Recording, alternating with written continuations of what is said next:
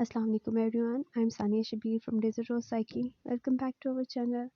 हमारा आज का टॉपिक है रेक्टेंगल्स एंड सब डिवाइडेड रेक्टेंगल्स। ये हमारे पास बेसिकली कंपोनेंट बार चार्ट की तरह ही कर लें, लेकिन इसमें हमारे पास जो विड्थ होती है ना वो चेंज हो जाती है। जो हमारे पास बार्स होते हैं उनकी विड्थ चेंज हो जाती है। और ये कंपोनेंट बार चार्ट की तरह ये हम लोग कंपोनेंट्स जो टोटल मैग्नीट्यूड है और इसके जो कंपोनेंट्स उन्हें हम लोग कंपेयर करने के लिए यूज़ करते हैं।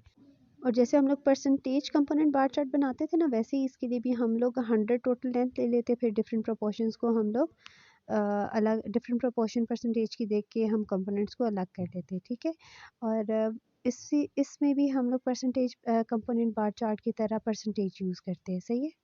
और फिर जो सब डिवाइड कर रहे होते हैं हम उस रेक्टेंगल को, वो जो सब डिवाइडेड एरियाज़ होते हैं हम उससे डिफरेंट शेड्स दे देते हैं, डिफरेंट लाइन से बता देते हैं, ठीक है।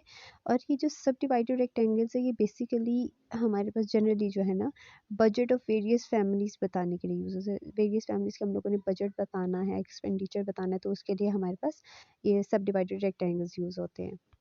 Now look at this example. We are given two families and their expenditure, family A and family B. Expenditures में हमारे पास food, clothing, house rent, education and miscellaneous ये सारा आ गया, और इसका टोटल भी हमारे पास है।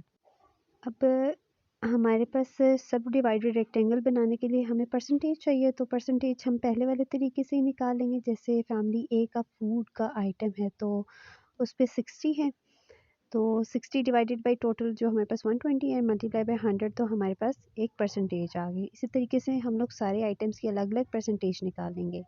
अब हम लोगों ने रेक्टेंगल बनाने के लिए पहले 100 तक हम लोगों ने जो है लेंथ ले ली दोनों बार्स की। अब विड्थ हम लोगों ने किस तरीके से ली है, अगर आप टोटल देखें तो फैमिली ए का टोटल है 120 और फैमिली बी का 300 है, तो इसका हम लोगों ने प्रोपोर्शन निकाली है। 120 और 3 को मज़ीद अगर हम लोग सिंप्लीफाई करें तो ये 2:5 हमारे पास आ जाता है। यानी कि अगर मैं फैमिली ए का ले रही हूँ 2 स्मॉल ब्लॉक्स, तो फैमिली बी का मैं लूँगी 5 स्मॉल ब्लॉक्स ग्राफ में, ठीक है।